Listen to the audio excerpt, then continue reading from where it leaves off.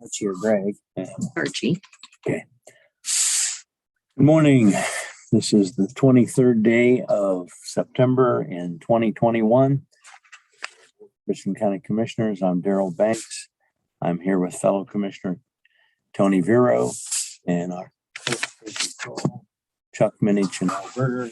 And here with us is WMFD's Archie McMillan, and online is Al Lawrence and Carl Hunnell from the Richland Source and from the Mansfield News Journal, in reverse of how I put the first order.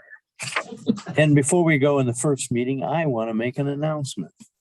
And hopefully some of our staff and employees are listening to this eventually, or we'll see it in the minutes.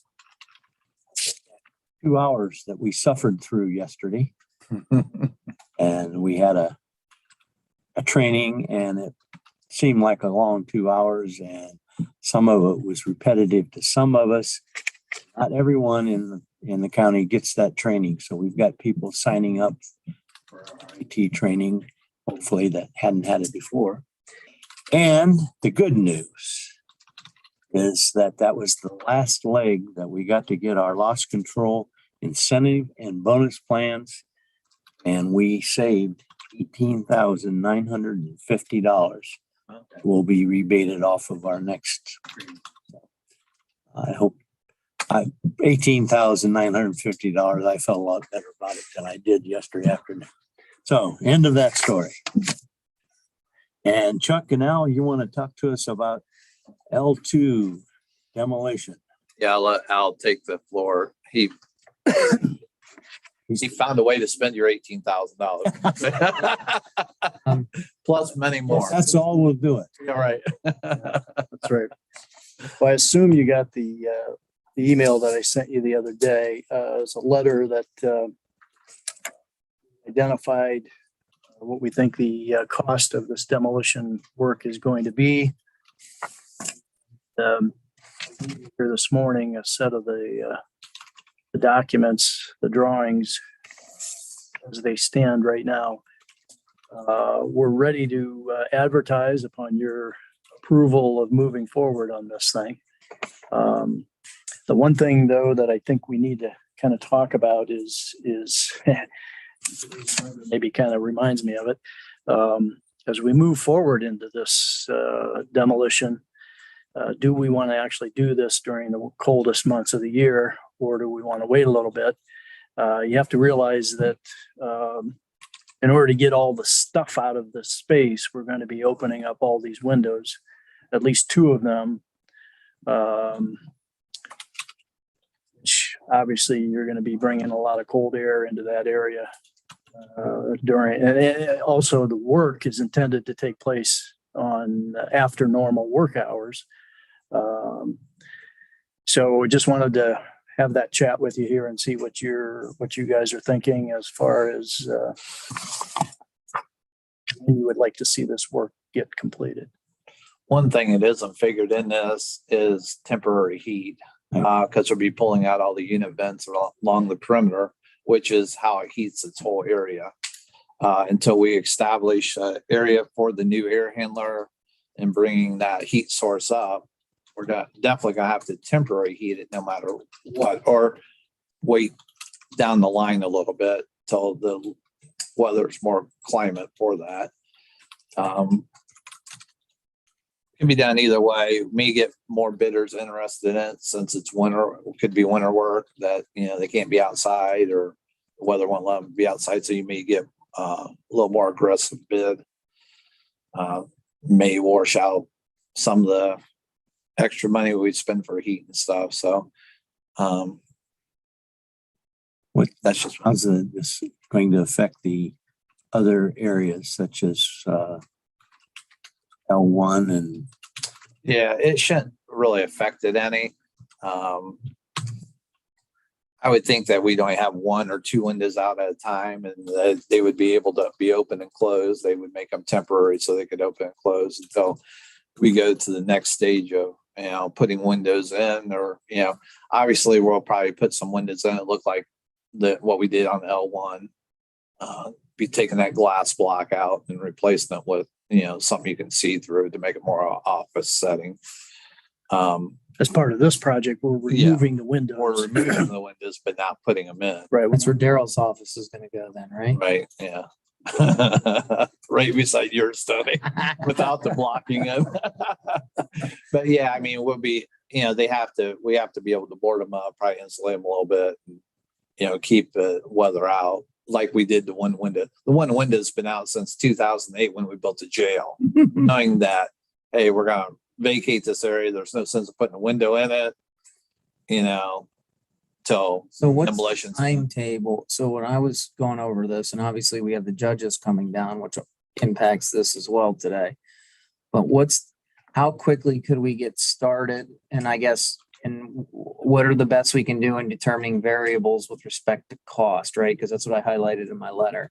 You have a lot of variables, obviously a variable you can't tell, but if we got started on this, I mean, we still got, although it's Ohio, if you got to figure September to the end of October, it won't be horrible, all things considered. You might have some cold days here or there once November hits, whew, but even into November a little bit. But assuming I'm sorry, go ahead.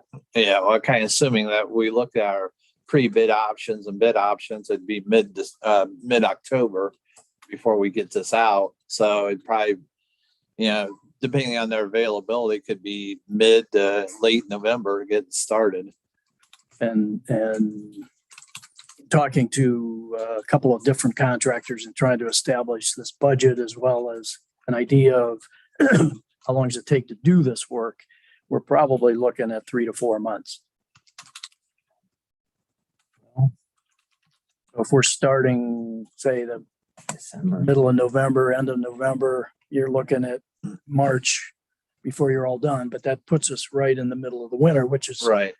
Kind of where you want to be in. Right? Oh, do you want to do this? No. well, I don't know. That's what I'm asking. My thinking is sooner we do this, better, only because of one reason, because of inflation. Right. We are going through inflation despite what you're told, and it's going to get more as we go on. And if you don't think it's going to affect the rest of to a great deal, the floor above and the floor below, I would think we would want to move forward. I think we can temporary heat it good enough, and they can take a little bit extra, caution of how much you open up and leave open at one time. I mean, there's definitely got to be cold air in there, and it could be, down to 45 degrees, but They got to secure the windows when they're done working anyhow. Right. Every day. Correct. every day. The space as well as the windows. Yeah. Entirely. Tony, I think That's if you think it could be done. I mean, if you guys are the pros on this, right? So what would be your recommendation? And we're not trying to absolve ourselves from making a decision, but I mean, we hire you out to make a recommendation. Would you agree based on inflation and all the other, would you say, let's get moving? I do. Okay, let's get moving. Okay. I talked to Stacy yesterday. We did set aside last year money for this. We're a little short with some of the architectural costs, but we have money in our capital projects fund on the cash balance side to pay for what did you come to, Stacy, on that? What do we need? I left it on my desk. It's like another 15,000, but we have money in capital projects fund. We set aside money for this specific purpose, right? I mean, let's do it. okay. Stacy, what do you need from us? A Motion? motion to advertise. Okay. Motion? Advertise and I'll second it. Commissioner Banks? Yes. Commissioner Barrow? Yes. Okay. Well, thanks for the work, gentlemen. I know you've been. Do you guys have any questions on? I went to school to never have to read things like this. I didn't go to hearing school, and I'm like, oh, After reading some things your people in your profession have read. Yeah, I'd rather read that. I mean, not only is it like Oh, you can tell where the barely read it, it's so small. trying to save money and trees here. Yeah. Same trees around here. Well, I can tell where the toilets are at on that. Yeah, I know. I can see. I can see. That's an old man thing. Okay, So, Thank you. all right, thank We're you. gonna go ahead with the schedule we set up for the advertising and stuff. Told her I'll get her the advertisement here later today, and That's a question. Carl, what would your question be? Okay, is there an estimated cost that you're looking for? I mean, what, is there something that you're hoping to get in terms of the beds? yeah, the estimate or our opinion of the construction costs or demolition costs of $486,750. And that, what will L2 look like once this demolition is done? Just a wide open space? That's correct. yeah. Correct. And if you did get started in mid to late November, I thought I heard 3 to 4 months to do the work. So what, March, April, when the work is done? Correct. Yes. You come help do it, Carl. We get done a little sooner. You know, the biggest thing I ever did was help tear up a gym floor after a roof leaked. And I swore, like Tony said, he didn't have to read papers. I swore I'd never have to pull pieces out again. So no, that's not going to happen. Chuck's gonna come out of retirement like Brett Favre and help with the jail cells, push them out the windows. And what is the plan? Is the plan still to use this for storage? No. No, What's the plan for the L2 wide open space? Well, stay tuned later in the meeting. stay tuned, Carl. I sent you that letter yesterday. Remember? All right. Yeah, I know. I just wondered if that was where this was all gonna take us. All right. Thanks. Okay, thank you. Al, you got any questions? Yeah. Shoot, can you hear me? We can hear you. Oh, good. Okay, I lost your audio or video for a second. Since you were talking about, have you done anything since Carl raised the issue? Have you done anything with that record storage issue yet? Or is that going to be part of what you're going to be doing yet? We have some rolling shelves in one area, and working with the prosecutor's office, we have started to move the boxes out, fill those shelves up, take some out to Longview. So that is in process as we speak. So you have space other than the L2? Yes. Okay. In the courthouse or in and out? Well, we have a small amount in the courthouse, but by using the rolling shelves, it becomes more efficient with space. And then we're hauling some of it out to Longview. Okay, that's all I had. Okay, thank you. Archie, you got any questions? I'll grab a word with Chuck. Okay, good. Okay. Well, thank you very much, gentlemen. And two of you can see Archie. Thank you. Hey. Well, let's go to other while we're waiting on Carmen to come in. I have an amended motion on the minutes, tape 0.20.56. We were talking about the letter of the judges, and it says this means people are being sent to the lower level to watch a jury trial. I believe what I said is people are being sent to the lower level when the court has jury trials. When they see jurors or prospective jurors, there's more than just a regular jury. So I'd like to amend that accordingly. You wanted to say what? So I would say this means that people are being sent to the lower level when the courts have jury trials.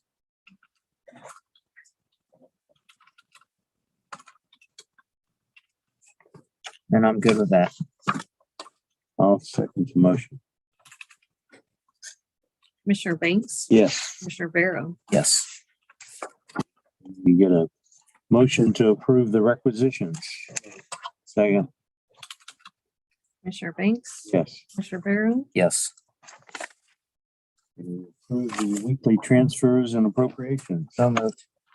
Second, Commissioner Banks, Yes. Commissioner Barrow. Yes. Okay. And we have can we get a motion to accept the resignation of a JFS employee? So moved. Second? Commissioner Banks, Yes. Commissioner Barrow, Yes. And again, we have a engineer's request for overnight overweight and over dimensions of a permit to get on the roads from Capital City Group. And they're requesting 2 hauling permits for the other road project. Is there a motion to approve that? Are you also doing bullseye? you can do them at the same time if you. Okay, we can do it both sides. Let's do it both at the same time. That's for Bullseye International, and that's for 5 days. So I'll make a motion to approve both of those. Commissioner Banks, Yes. Commissioner Barrow. Yes. Let's recess I until, do have other. other. Let's hear other. 2 days in a row in honor of State Representative John. Been approached of late, probably the past couple weeks, although I don't think anyone who's been walking around downtown Mansfield hasn't noticed. We seem to be having an increasing or a rise in homelessness in and around downtown Mansfield. Concerned residents, business owners, inquiring what we can do. Obviously, there's a myriad of factors impacting this. Mental health, obviously, being one, if not the primary factor. Again, this is in downtown Mansfield, so, but it's a community-wide problem. So I'm trying to be cautious with how we approach this and give the city its opportunity to look at what's going on. But in light of the increased inquiries as to what can be done, I've reached out to some of our people on our side this morning, and we're going to begin the dialogue to see if we can assist and get people any necessary help they need. And we'll go from there. So I've had some inquiries and reached out to some people this morning, and I'll begin to take a look at that. Well, hopefully you can get some action from the city. Anything else? No, sir. Well, Carl, Carl, Al, any questions? Carl? Tony, when you talk about to see if you can assist and get people the help they need, can you define that a little bit? What exactly does that mean? Guess the answer is I don't know yet, Carl. Obviously, I'm going to need assistance for mental health. And then Charlene Newman at JFS. Mental health is obviously at the forefront of this issue. I mean, I don't think everyone walking around downtown right now can see it in the gazebo, in and around Park Avenue. I know there's some concern with that alleyway by the city center. I've had multiple business owners reach out to me. I've also had a downtown business speak to me yesterday, north of 4th Street, one of our more prominent downtown businesses. And it was out of concern, not of complaint. But I think it goes without saying right now that you can't walk in and around downtown and not see it. I noticed it last night. I actually have a picture. I felt horrible. There was a gentleman in the rain. I have a picture of it. I sent it on. I was at the intersection, the red light there of Park Avenue and Main by Park National and DLX. And it was funny. I had just been hit up while at an Ohio Guardianship Association reception about that issue. So I literally had 3 people talking to me about it. And then here I am at the red light. So, you know how this goes. I'm always mindful of trying to interject myself and the county's government into the city. But it's reached a point now where we've had enough people reach out to us saying, please help, where we're probably going to have to get involved. Have you had any conversations with the with city government folks about it yet? No one from the city has called me, Carl. No, have you I would- contacted, I have you guess, contacted them, I guess, is what I'm asking. I guess I'm going to get there. I would like to have an idea on our side first. Ultimately, I'm going to have to call them. I was told that they were supposed to reach out to the county, and they have not done so. I've not heard from anyone on the city. So I believe how this will shake out is after I speak to a couple people on the county side, I will reach out to the city and see what we can do. It's a very difficult issue, obviously. But again, it's weird that I'm asking you the questions, but I mean, you see it, right? Oh, yeah. I mean, it's out there. Right. And what I understand Tony to be saying is that we're saying the county is involved. I think we're talking about the mental health aspect and the jobs and family service. Right. Those services to see if what they can do. But this comes down to the city. It's got to do something. They have to, this is their city. Yeah, I had some inquiries. Yeah, and again, I explained this last night. We're certainly partners, but we are mindful, but we can't, meaning the county, dig our heads in the sand. Our county building is in downtown Mansfield. And it's an issue. And like I said, you don't have to be an expert. Just walk around downtown in those areas I told you. And I'll send you the picture if you want it, Carl. Yeah, please do. Okay. And I don't think, we're not saying that it isn't safe to come downtown. No. It's very safe downtown Mansfield. And that's not the point, but we got homeless people that need help. And the county will do with the agencies that we can, that we have available for that. And we'll work with the city to get it done. Okay. Thank you. If I hear no more questions, we will recess until 10 o'clock.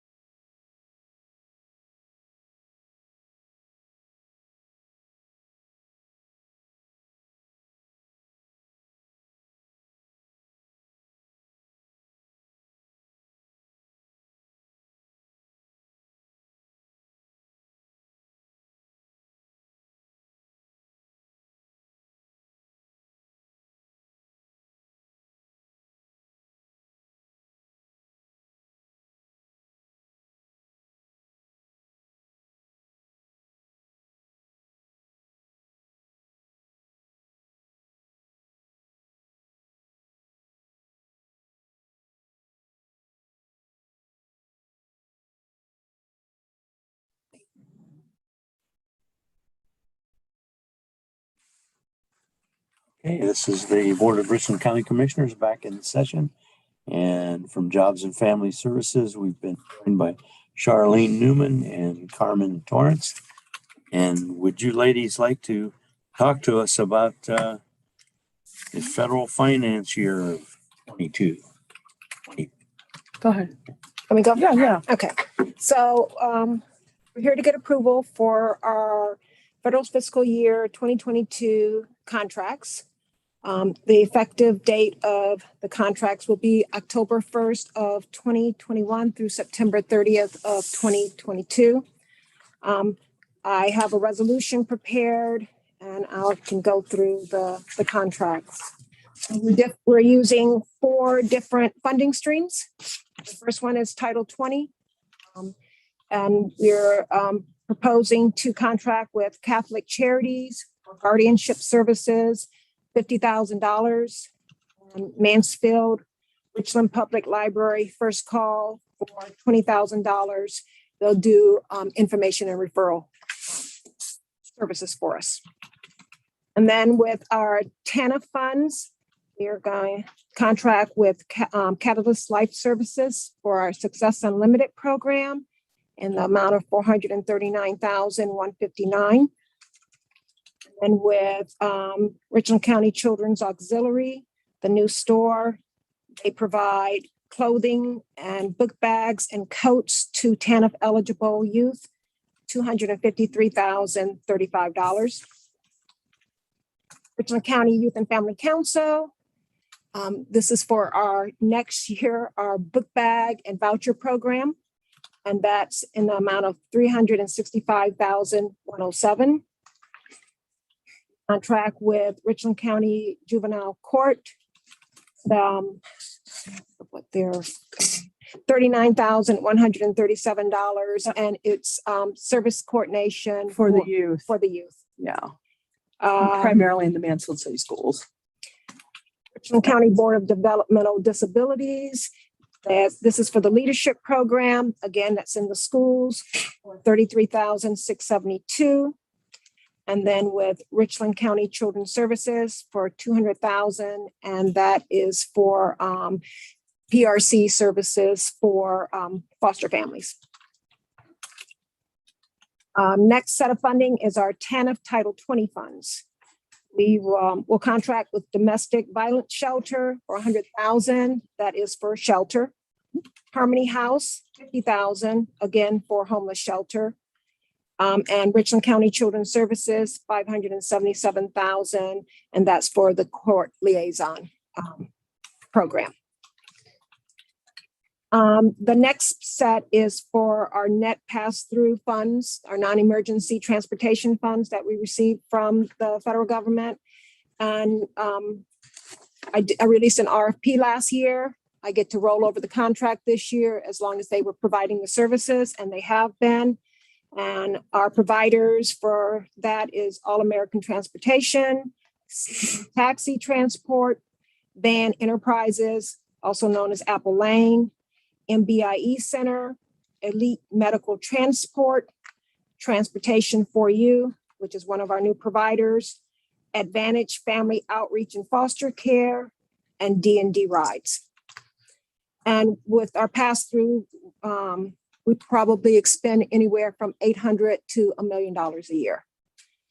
And then with the Richland Area Chamber of Commerce, we'll do a $60,000 contract that comes out of our shared funds, and that's for workforce investment services. Nice job, Ms. Torrance. Thank you. So I presume you need us a motion to approve? Yes, I do. Guess I just wanted to make one comment or a couple comments. The library, I think, does a great job on that 211. Yes, they do. The new school seems very appropriate, and we give them quite a bit of money. Book bags. Seems to me the kids get book bags from so many places. I just wonder, can't we spend it differently? May I comment? Please. So the book bag really is just the container for the supplies. Our real costs are the clothing vouchers that are part of the book bag. distribution. It helps Crossroads to have something to put the pencils, the pads,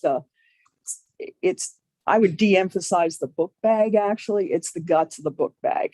Okay. That makes And we have been working with the new store as far as trying to make sure we don't duplicate services. So we've asked them to, like, they give us a listing of who they're serving so that we know we're not serving the same people, that kind of thing. We're trying to cut down on that duplication. We have been working to do that. So yes, I appreciate that. yeah, we see that out there. There are multiple book bag programs in our community. I agree. In fact, I met with the foundation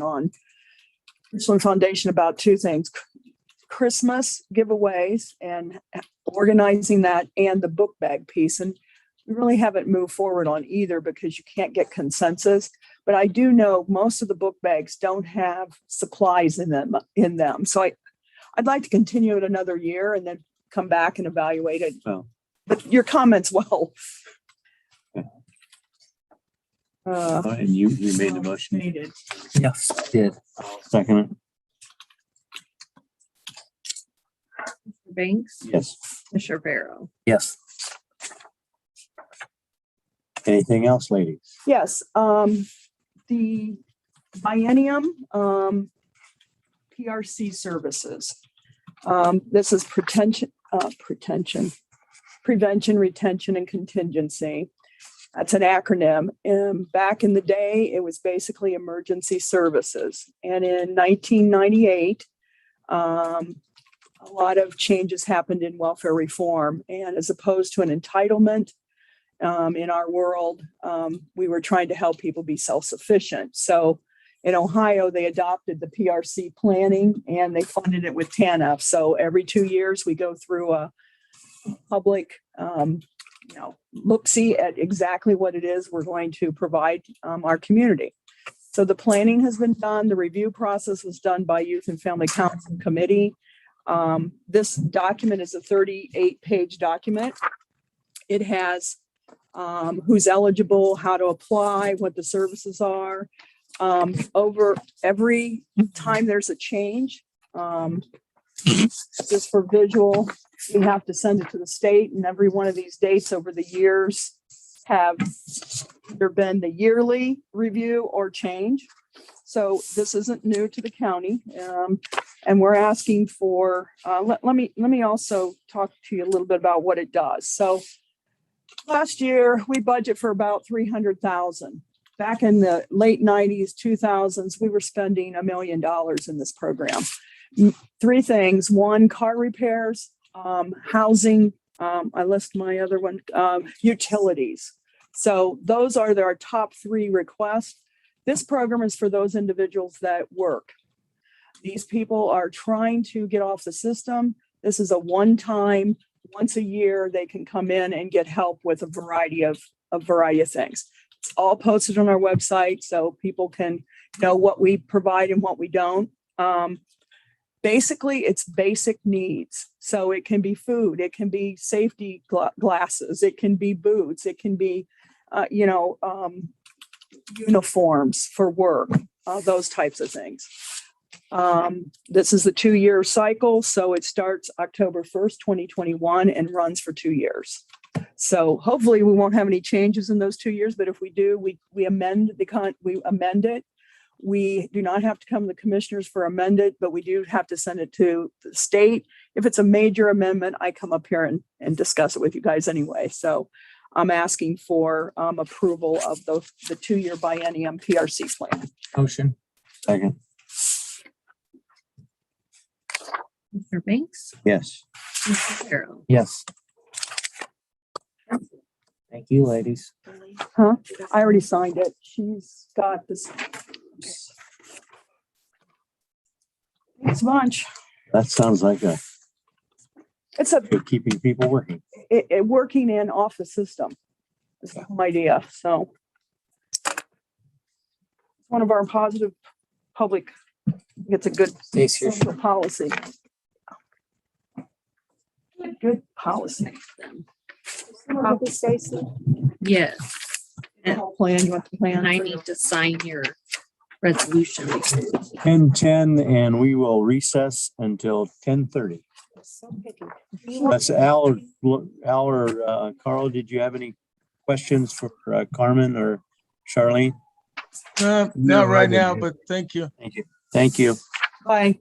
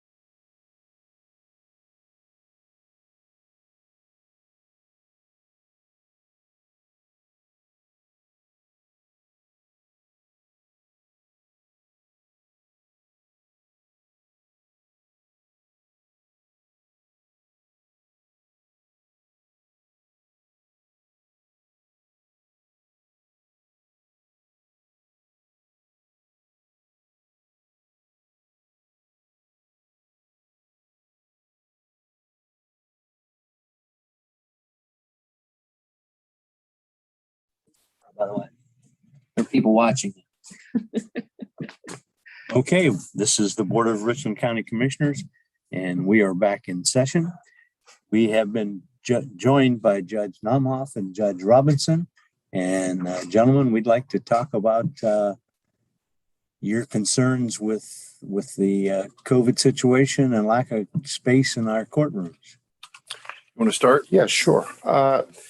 Since the COVID pandemic began last year in early 2020, and we had our directives from the Ohio Supreme Court basically to start social distancing with our courtrooms, taking precautions, it's caused us some concern and a lot of inconveniences, and the logistics have become somewhat nightmarish during that time. We were forced to bring in our jury pools in separate groups while doing jury trials. We separate them into 4 groups. We would bring some in the mornings, some in the afternoons, caused great inconvenience. The courtrooms were tied up for longer periods of time due to the fact that upon completion of those jury trials, during jury deliberations, we were dealing with deliberations being conducted in the courtroom in order to ensure social distancing. So during that time, both mine and Judge Robinson's courtrooms were taken out of service, basically. We have some new requirements that have taken shape since then as well. Bond hearings are required to be conducted in 48 hours. So our courtroom 3 downstairs, which are used by the magistrates, are forced to have bond hearings pretty much daily. During that time, we had arraignments, which we would do 5 times a month, now going to literally every single day. So that has greatly increased. We have bench trials conducted in there. Civil protection orders, which come in randomly. We don't know when they're going to happen. There's pre-trials conducted in there, mediations. So just the amount of traffic coming in and out of that courtroom is making it literally impossible. A lot of that, again, is due to the COVID pandemic. When we lose our 2 courtrooms upstairs, we don't have anywhere else to go.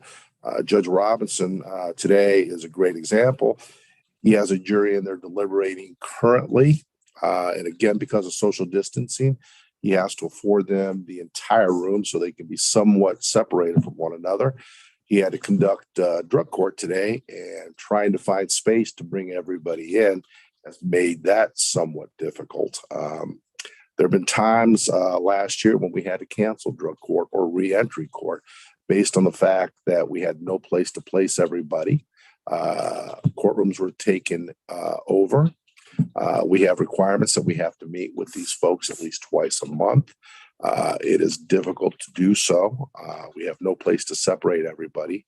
Witnesses, law enforcement, defense counsel talking to their clients. We have no place to isolate them. So there's been a great amount of difficulty trying to stem the flow of people in. Plus the fact we have jurors coming in these pools, and they're all congregating on the 3rd floor, which we're sharing with court services as well as domestic relations court. Just the amount of congestion up there makes it literally impossible to have social distancing. An extra courtroom downstairs on the 2nd floor would help do that. We could place jurors in there, separate them. There's just a great need.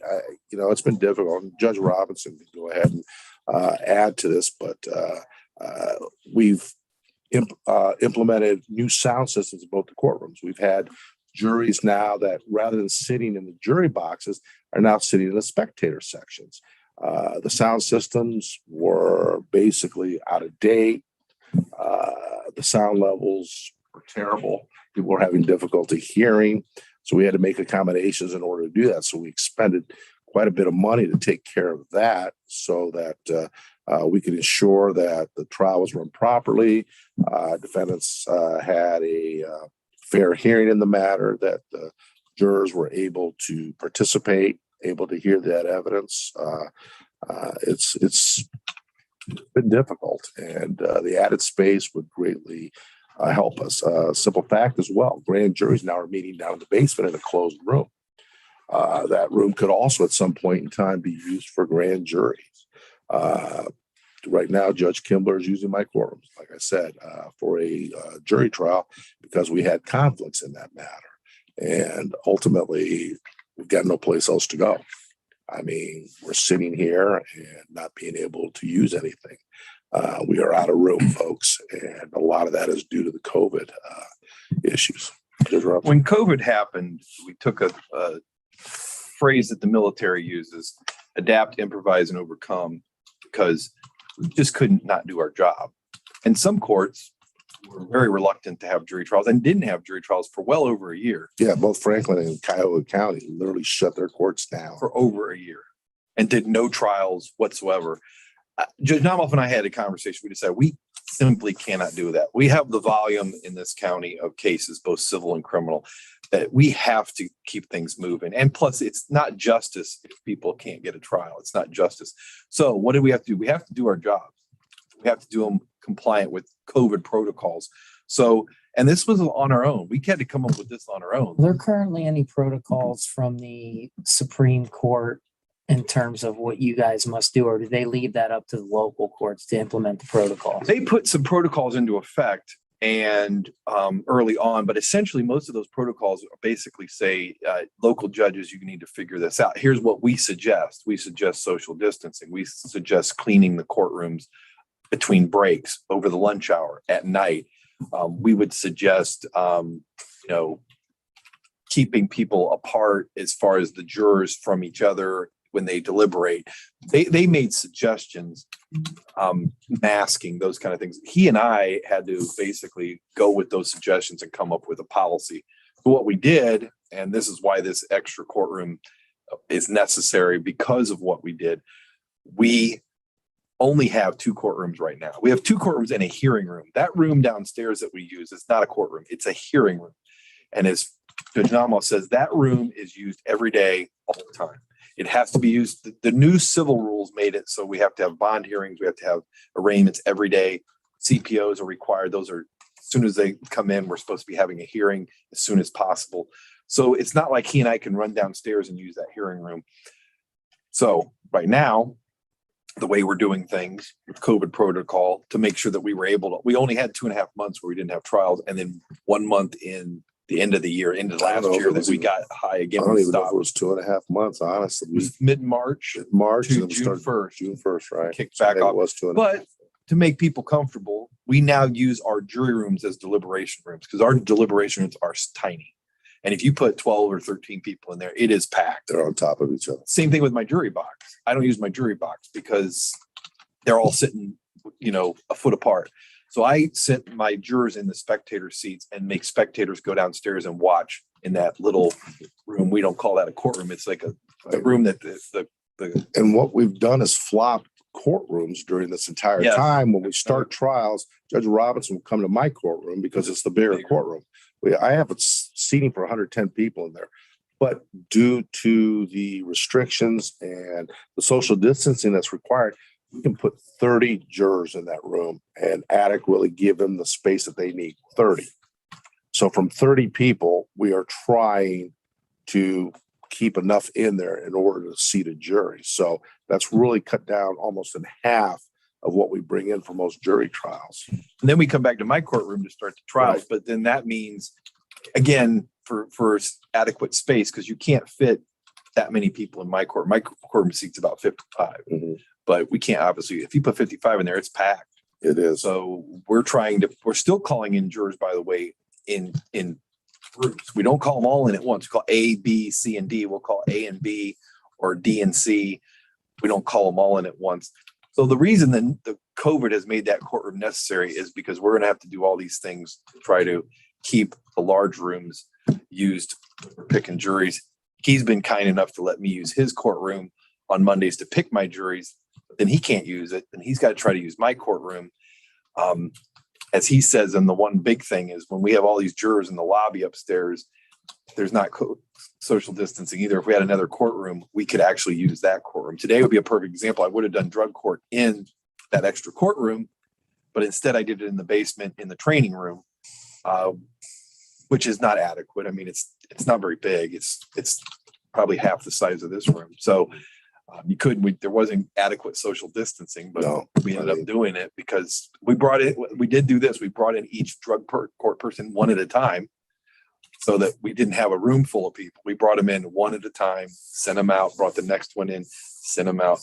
We're going to have to do that again at 4:00, it looks like. So COVID has caused us absolutely to need this extra courtroom so that we can still comply with social distancing and actually use a courtroom downstairs for extra space. I was just about to ask that question. You said it. So that's as I was saying, if COVID hadn't happened, you said COVID, absolutely. So, and then Daryl, if he has any. So my thoughts are this.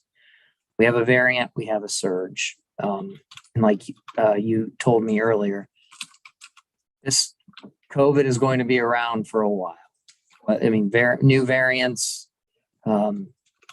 just going to be a part of our lives for a while, maybe forever. I hope not, as medical advancements and whatnot. So I believe the way the ARPA, American Rescue Plan Act guidelines are written, that we could probably, and I say probably because we're going to need counsel from our prosecutor's office. But I believe there is some language in there with respect to capital projects and undertakings based as a result of the pandemic. So the question becomes, is that the case, right, Daryl, from our prosecutor's office? And then how far does the domino effect take us? So what I mean is, I think we'll need to go on the record and look at alternatives too, because you got to look at this from the Fed's perspective. You needed an entire courtroom because of COVID. Okay, so what other alternatives are available? Well, the other 3 courtrooms are up. I mean, the most logical place for Richland County to have a 4th court would be across from the 2nd floor courtroom, which is presently the clerk's office. Correct. I mean, for reasons we've discussed individually ad nauseum for the past year. So with that being said, then, is that would necessitate a move from the clerk's office probably to L1 and L2, which we've looked at as well. What is the domino effect on the dollars? Could it pay for the courtroom? Could it then pay in turn for the clerk's move? Right? Like what's the domino effect to that? Oh, I would hope that the feds would see it as we see it, as we can't put the courtroom in until we move the clerk out, and we can't move the clerk out unless we use monies to do L2. I mean, logically we have the space, right? So the feds, we have 2 rooms sitting unused. Social distancing is all over federal guidance, right? So I do think logically, if you're looking at it from a federal perspective, hey, this government has empty space on L1 and L2. They can move some pieces around for appropriate social distancing, which you guys adequately addressed. And ultimately, in the end, that's what we're looking at. I mean, we're trying to protect the community. They're what makes the system go. If we don't have jurors willing to come in and serve, we can't get this done. And if they're willing to come in, I know a lot of them are concerned about COVID at this time, and we have to make all kinds of accommodations to ensure their safety. So ultimately, the more space we have between these jurors and the safer they're going to be, and the more efficient our court will run, as well as being able to, get things accomplished. I think it's a necessity due to what's happened. And right now you're having so much problem with space. Prosecutor has problem with space for grand juries and so forth. L2 would give them the space they need for that also. This was something that maybe was going to be needed, but the COVID has really put it to the forefront that we need it now because of the social distancing requirements that the feds and the state both say, and what we both believe in. I mean, I do things in my court and you do things in your court specifically because of social distancing requirements that we did not do before COVID at all. And here's another issue. On Monday, I had to move my entire docket down to courtroom 3 due to that issue. And we had to cancel everything within our arraignment court that day in order to effectuate everything. So that puts us behind an 8 ball. How do we get these guys arraigned within the 48 hours that they're required to be arraigned? Bond hearings, I mean, literally, it put us in quite the predicament on Monday. The efficient part of having it on the 2nd floor versus somewhere else. It just makes much more sense to have your 2 courts in that area. They would have 2 on floor 3 and 2 on floor 2. And we'd have a hearing room and a courtroom on 2 and 2 courtrooms on. And the hearing room works as far as, say, for bench trials, civil matters, for arraignments, bond hearings. That's fine. CPO hearings, that'll work. But the things that we're required to actually have an actual courtroom when we seat jurors, spectators, Yes. those types of things, we need You need a that. courtroom. You need The a hearing room courtroom. does not get it done Yeah. we can't put jurors in there. We can't put spectators. No, the security, there's a huge security issue with that. I mean, there's no protection, there's no railings, it doesn't separate anybody, and they're on top of each other down there in that hearing room. And the so- public has a right to all these hearings. They have a Correct. right to be there. So that's why we have to use that room downstairs with the, Yeah, we never mentioned that. During trials, we have to have a live feed. Yeah. And if me and Judge Roberts are running court together at the same time doing trials, we have 2 live feeds going on in there. in one room In one room, it's impossible. for the people that are down there to hear. To It's hear like which having one's 2 going on. giant TVs blaring Yeah, it's different things. 2 speakers with giving you different sounds from each end. So it makes it difficult, if not impossible, for them to actually follow But along. with COVID, we can't have spectators in the courtrooms because we have the jurors in the spectators' seats. Yeah. So we can't bring in spectators. Plus, you can't have spectators sitting next to a juror because you're Right. worried about influencing. We got to make sure jurors aren't talking to spectators and spectators aren't trying to talk to jurors. So we have a bunch of rules to keep people apart. So that's why the spectators have been forced to go down. If we had that other courtroom, they could go down there and watch in that other courtroom. Yeah. As Well as courtroom. and if we both had trials, you'd have people watching in the other courtroom and people watching, spectators watching down in the basement. Right. So we're able to separate that. And I'm afraid to say this because Nomoff and Robinson will hold it over my head, but I guess don't write this, media members. But I want to thank you guys for keeping the justice system in this county running during the pandemic. For the safety of the residents who need court involvement, that didn't stop during the pandemic. The world did continue. No. So thank you for taking these measures to keep people safe. But, and again, Franklin and Cuyahoga had to make decisions in their best interests, They're much larger. too. are larger. But I do want to thank you as being one of the few courts who never stopped carrying out justice in Richland County. I don't hold that over my head via text message. Well, as we talk about, Yeah, as you know, if you had a lawsuit pending, right. you're involved in a lawsuit, that is like an anchor and it's just like dragging on you. And these people need to be able to move on with their lives. And you can't just say to somebody who has a lawsuit, whether they're a defendant, whether they're a victim, whether it's a civil suit, oh, you'll be fine. We'll just, justice delayed is justice denied. Right. So Or civil protection orders who Yeah. need the protection of a court. We're required Right to have away. those immediately. I mean, those are things that can't be put off. You have to have those done immediately, filed and Plus, brought in. crime didn't end just because. No, So you can't just put a stop on, we're not going to do any court, but yet crime just keeps. or for those people who are, it isn't just about the crime too. It's about people who are innocent too, who need to have their day in court, right? So don't write that I thank them though, because Robinson and Nomoff will hold it over my head, Al and Carl. Well, we do, Sure, Tony. we do very much appreciate you coming down and explaining this. Thank you for having us. And Explained it very well, and hopefully we. They may have, media may have Yeah. questions. I'm gonna finish before I ask them that. Okay. So appreciate you coming down, and hopefully we can go ahead and get this done, and we'll be talking with you further about it once we know how we can proceed. Would Al or Carl have any questions? Yeah, I've got a couple.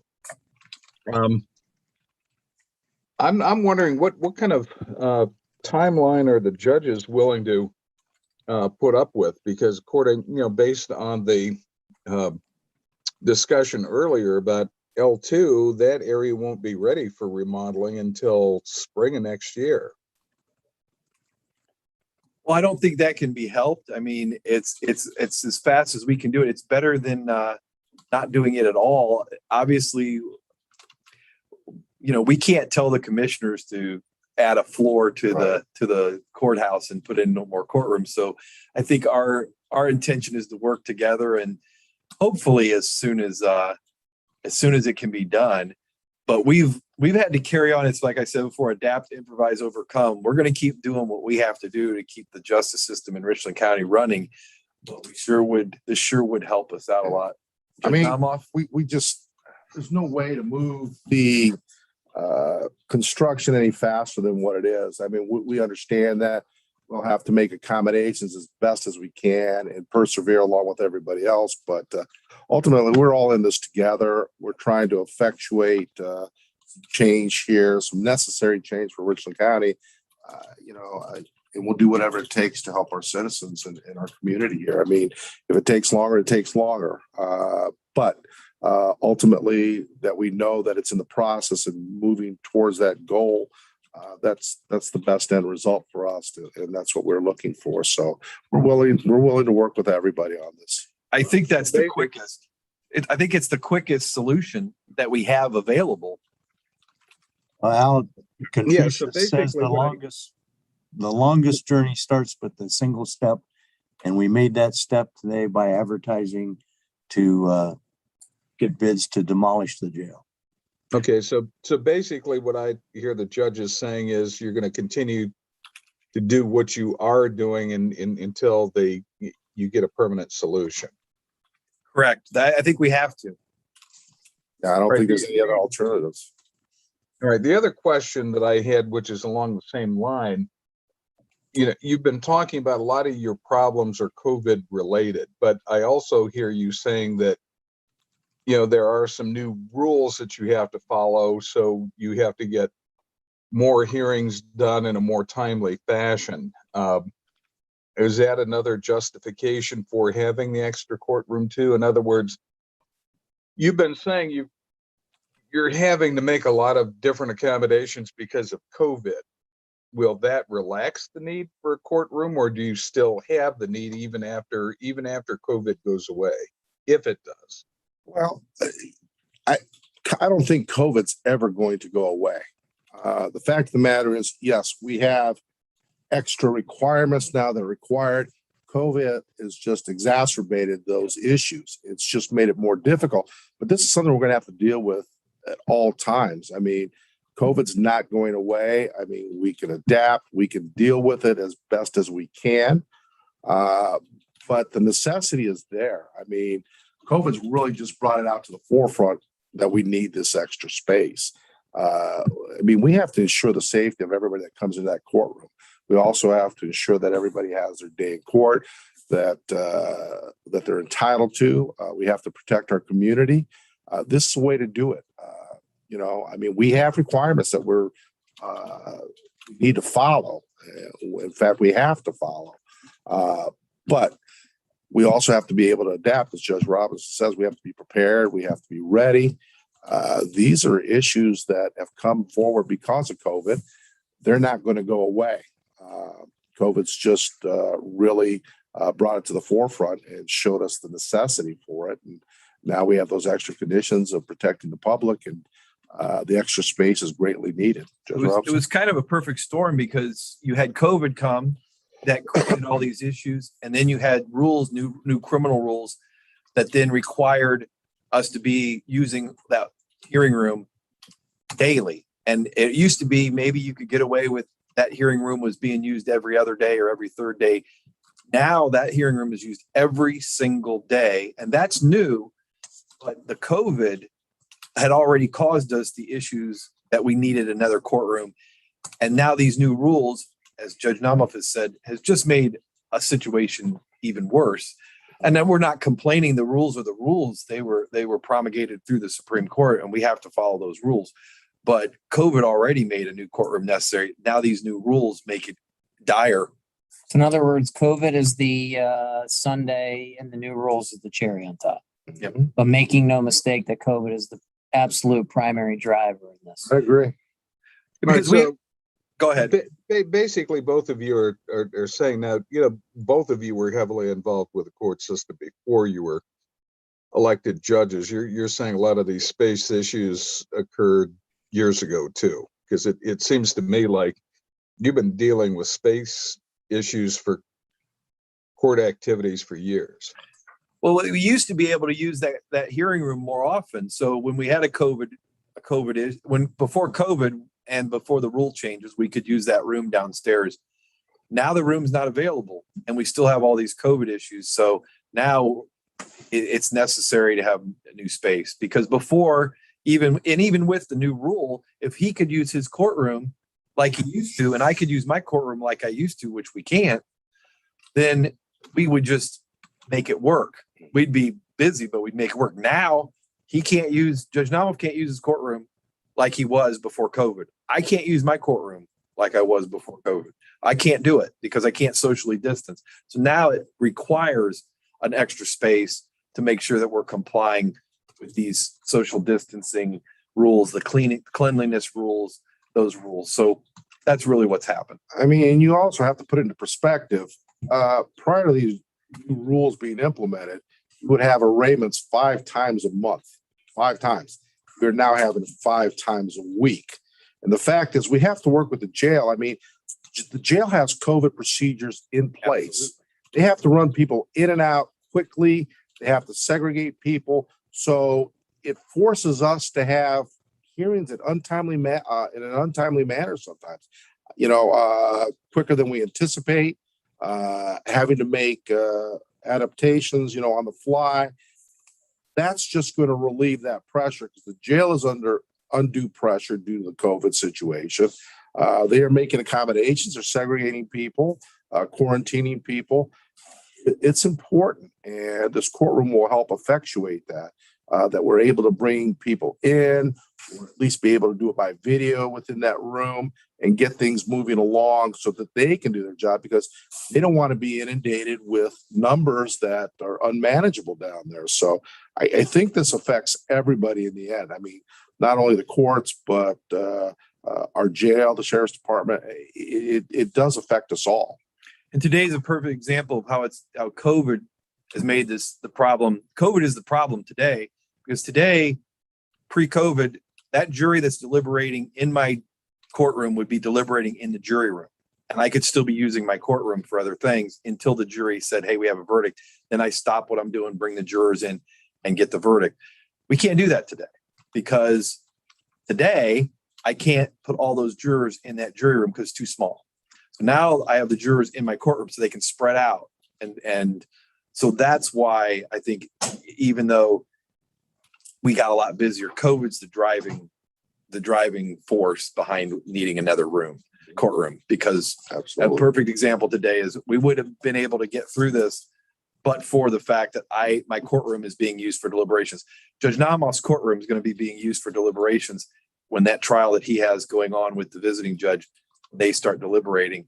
They'll be deliberating his courtroom. Then he can't use his courtroom for what it was supposed to be used for. Wasn't supposed to be used for deliberation. My courtroom out until about Wednesday of next week. So at this point, I mean, that's difficult. We have jurors that are in today that are going on a 3-day trial, and that will finish up on Tuesday, the presentation of evidence. But then the jury is going to be deliberating roughly on Wednesday. Who knows how long? Yeah, exactly. Could be Who knows days. how long? So now all of a sudden that courtroom is out of service. And so no place to go. So, which means I'm going to have to adapt somehow, try and use the hearing room down on the 2nd floor in courtroom 3, which means that sets aside our arraignments and everything. Arraignments, bond hearings, civil protection orders. They may have civil bench trials set, mediations, pre-trials. So that throws everything out of kilter, no place else to put these people. And that is due to the fact that the courtrooms are used for things that it normally wouldn't be used. Like in this case, jury deliberations. That whole courtroom is out of order now. It is out of use, and we have no place else to go. All right. So basically, I want to make sure I understand what you're looking for. You're looking for a 4th courtroom to be built on the 2nd floor where the clerk of courts is, and having the clerk of courts move down to L2. Is that correct? Yes. Correct. Because Okay. we already have a hearing room down there, and we already have offices and magistrates on that floor. So it would be easier for us to use the clerk's office as a courtroom that keeps the common pleas court general division would be between 3 and floors 2 and 3. That's why that makes the most sense as far as we're concerned. All right. And do you see any problems with, moving the clerk down a couple floors? Does it matter where the clerk of court's office is, as long as it's fairly accessible to the courts? No, it'll still be accessible. And here's the thing. I mean, we have to look at traffic flow, and probably the least amount of visitors per day is going to be that clerk of court's office. The rest of the offices have people coming in and out, and the court systems, I think COVID really showed us the amount of use of that third floor right now. I mean, we're inundated. You go in there, it is packed. People are on top of people, and that's a great concern.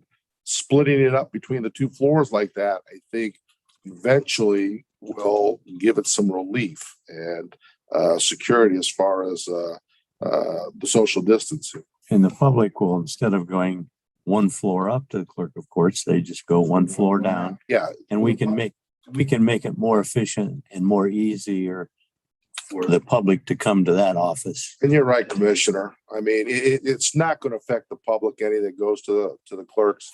It's either 1 floor up or 1 floor down. It's not any difference for them. And you would also have all the courts then on the second and third floor. So you'd have probate court, common pleas, general division courts, and you would have domestic relations would all be on the top 2 floors of the courthouse, which seems to me to make sense to all the courts. Not only for social distancing and with the COVID related issues, but just for security reasons. Correct. Yeah. Okay. Carl, Al, any more questions? No, that's all I had. Yeah, thanks, guys. The clerk of court's office space, how big is that? And is that going to provide enough space for a 4th courtroom for you guys? About the size of my courtroom, as Judge Robinson. It's about the size of my courtroom. It's not as big as Judge Namoff's courtroom, but his courtroom is by far the biggest courtroom in this building. But it's big enough, certainly, that it could have a courtroom that's the size of my courtroom. And my courtroom is adequate. It's just when we pick juries and when we're bringing in 50, we try to bring in no more than 30. But the problem is we need, in a criminal case, we have to have 23 jurors, bare minimum, show up, or we don't have enough to select a jury in a criminal case. Civil case is a little bit less, it's 17.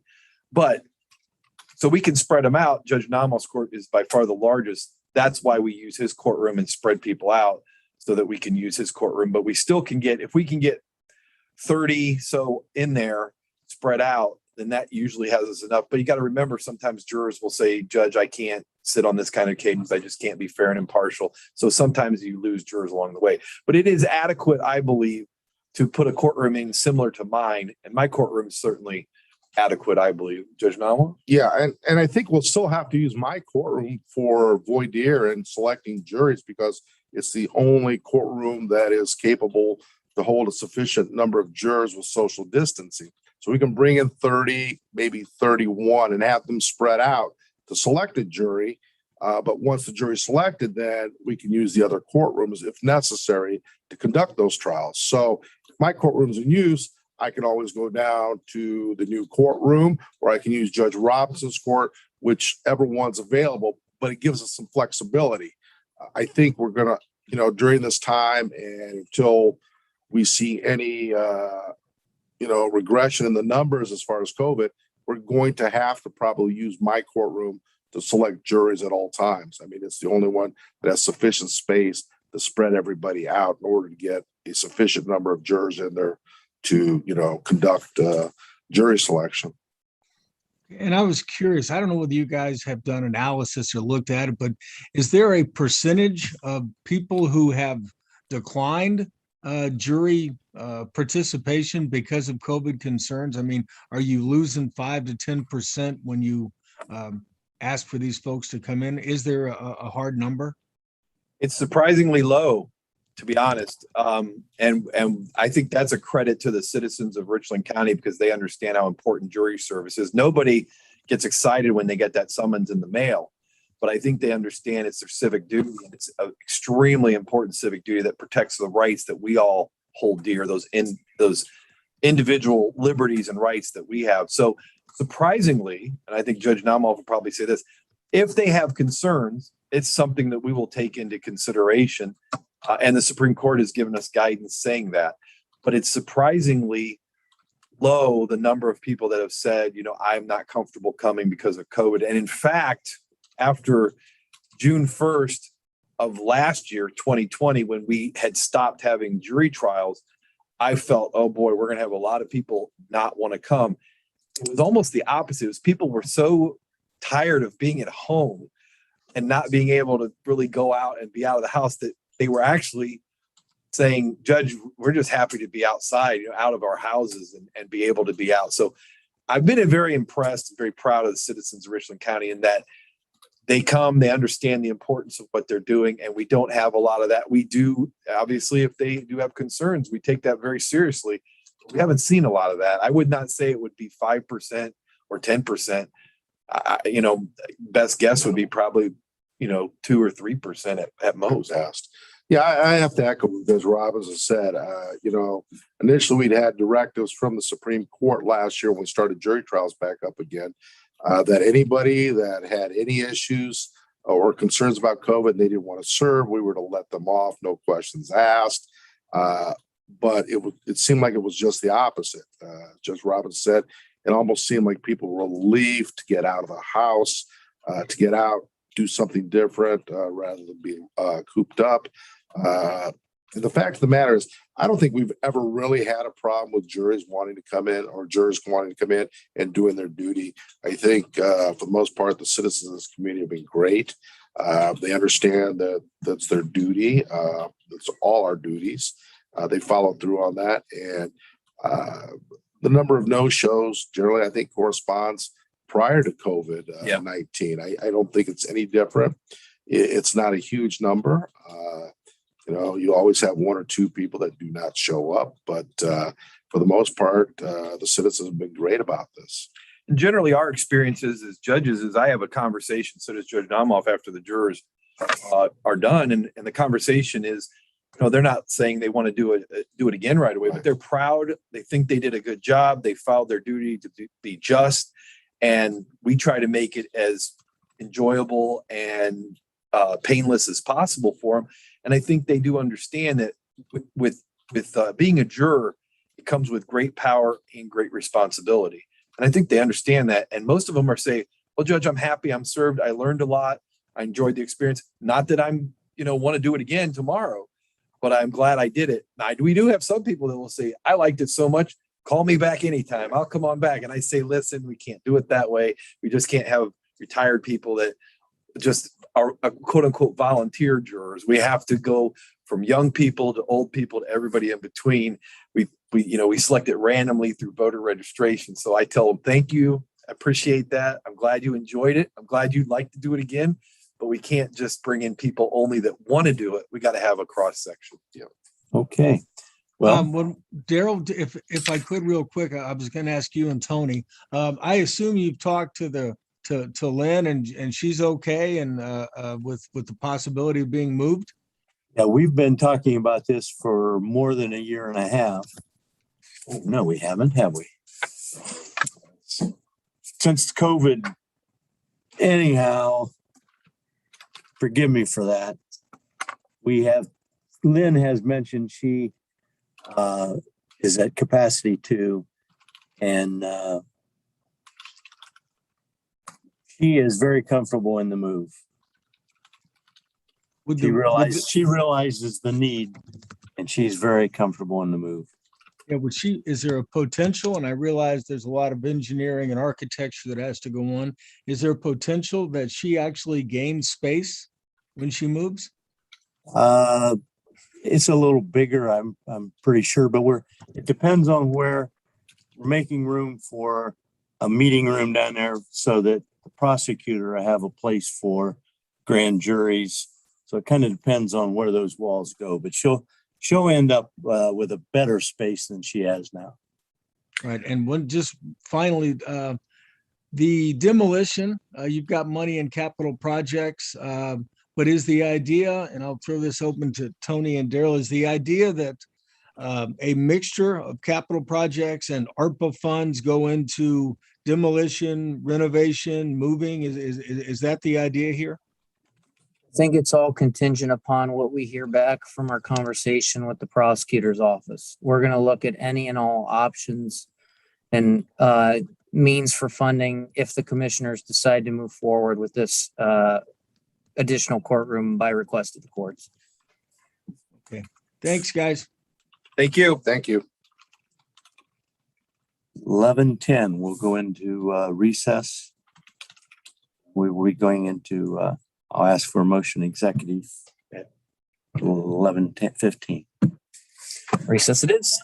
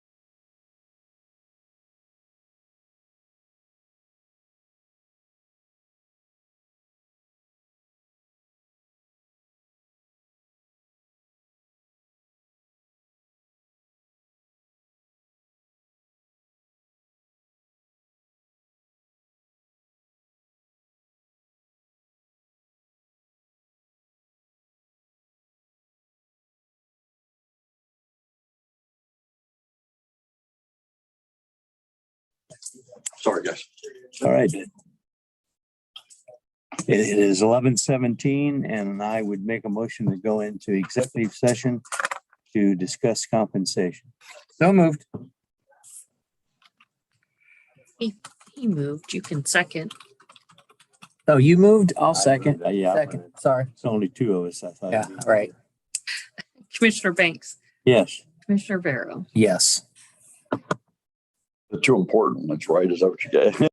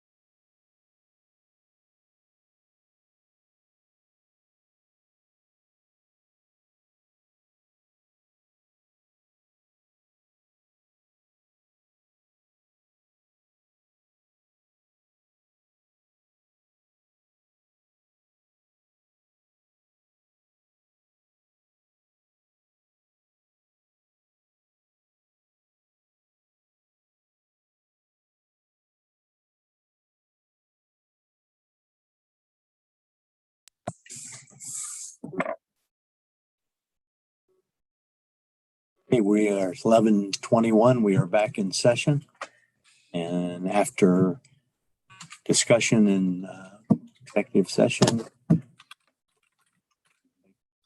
you make the motion. I'll make a motion that we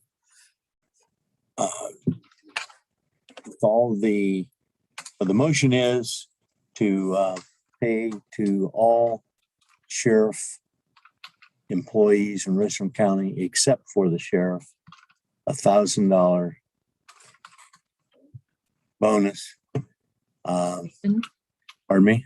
Calling it a stipend or? On a stipend over the sheriff payroll. Whatever and Sheriff, we want you to work it out with the auditor, how it will be paid.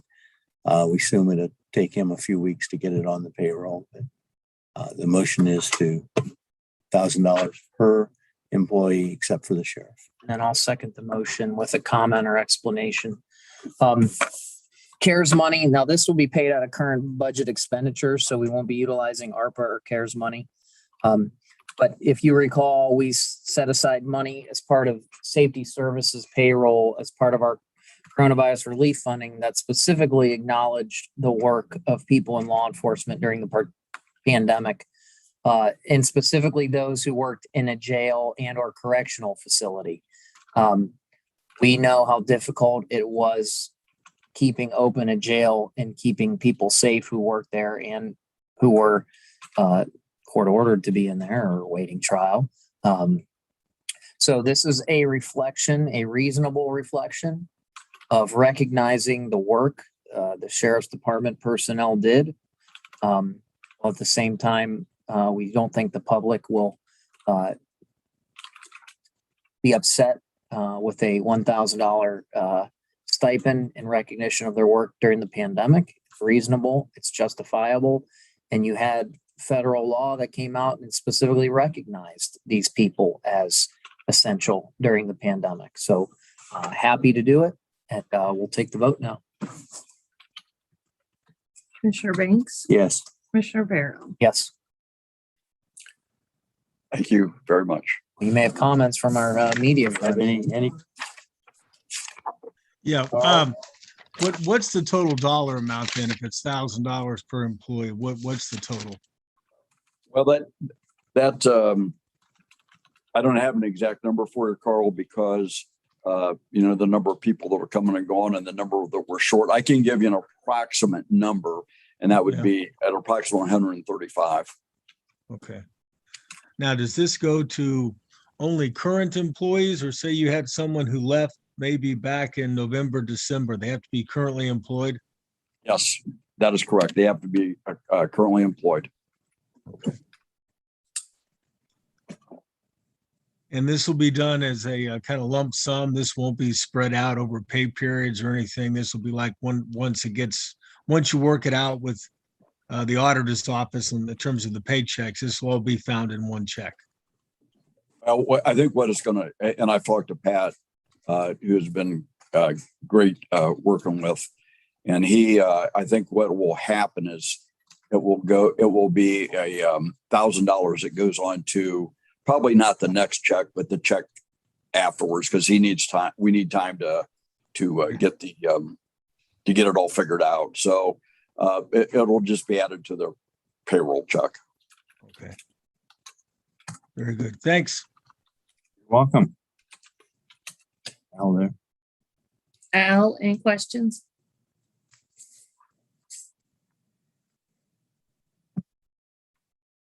Guess not. Yes, not. It's 11:25 and we will stand adjourned. Thank you guys very, very, very much. Okay. Did a lot.